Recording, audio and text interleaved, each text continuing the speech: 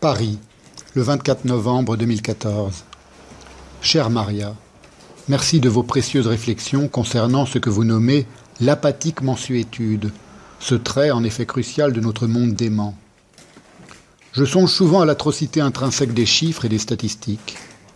Lorsqu'on évoque négligemment les 43 étudiants massacrés au Mexique, les 276 lycéennes enlevées au Nigeria, c'est exactement comme lorsqu'on passe en une phrase ou en quelques lignes sur les millions de morts des 2 guerres mondiales, sur le million d'Arméniens génocidés, sur les 6 millions de Juifs assassinés, etc. Ces nombres planent comme une ombre pour nous interdire de songer au nom propre de chacune de ces victimes, dont l'existence était aussi précieuse pour leurs proches que l'est pour nous celle de qui nous aimons. Ce n'est pas un hasard si le XXe siècle et son digne successeur dans la folie et l'horreur, le XXIe, ont consacré ce qu'on appelle le numérique, métamorphosant peu à peu les hommes en apathiques numéricains. Car contrairement à Nénette, le poisson rouge à la mémoire si courte, notre amnésie collective n'est pas naturelle. Telle est même la fonction consubstantielle du tourbillon médiatique, mieux médusé pour moins méditer sur les terribles troubles de notre temps. L'inlassable vortex d'infos sans fond qui se répercute sur tous les écrans réalise ainsi suprêmement le vieux rêve de Napoléon, lequel affirmait « L'important est de diriger monarchiquement l'énergie des souvenirs, car voilà la seule histoire ». Ce que les Chinois, par exemple, ont accompli gauchement mais efficacement avec l'ablation de la place Tiananmen de leur mémoire collective. Guy Debord, mon écrivain contemporain favori, je dis contemporain parce qu'il est mort en 1994, c'est-à-dire hier, pour qui n'est pas frappé d'apathie mémorielle, a superbement théorisé cette méthode moderne de domination totalitaire que constituent l'oubli et l'imposture perpétuelle.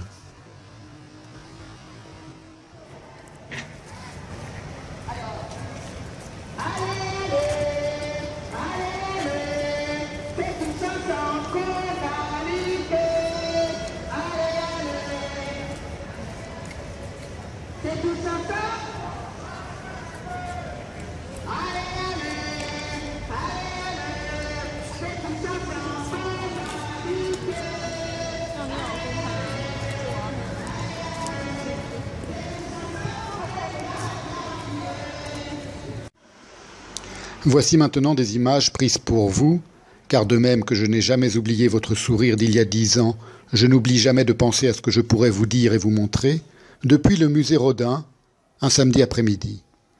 Une manifestation se déroulait dans le quartier et la voix rauque de la militante qui revendiquait au mégaphone « Nous ne lâcherons rien, nous ne lâcherons rien » était si triste, à son propre insu, que c'était comme si elle savait, tout en proférant l'inverse, que les plus démunis et les plus faibles ont été depuis bien longtemps entièrement lâchés par ceux-là même qui prétendent à grand renfort de chiffres et de statistiques se soucier de leur sort.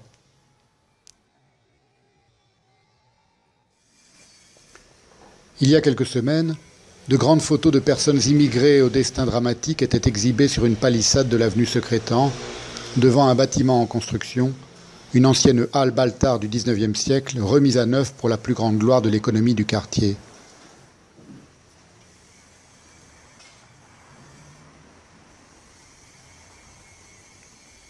Derrière cette pseudo-manifestation de compassion pour des vies brisées, mon pessimisme atavique ne pouvait s'empêcher de déceler la cruelle ironie triomphale de ceux qui détruisent tout en prétendant tout bâtir et se réjouissent de la solidité de leurs entreprises de ravage en comparaison de la fragilité de nos pauvres vies trop humaines.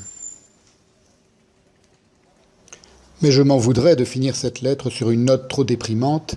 Et d'ailleurs, je sais que vous savez qu'il y a toujours pour chacun une issue, un passage vers la vie, à condition de porter davantage de soin aux noms et aux mots qu'aux nombres et à leurs ombres.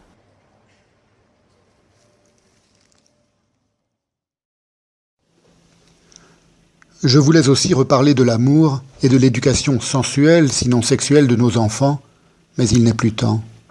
Et après tout, n'apprendront-ils et ne comprendront-ils pas l'essentiel si nous parvenons à leur transmettre la plus exigeante attention aux mots ?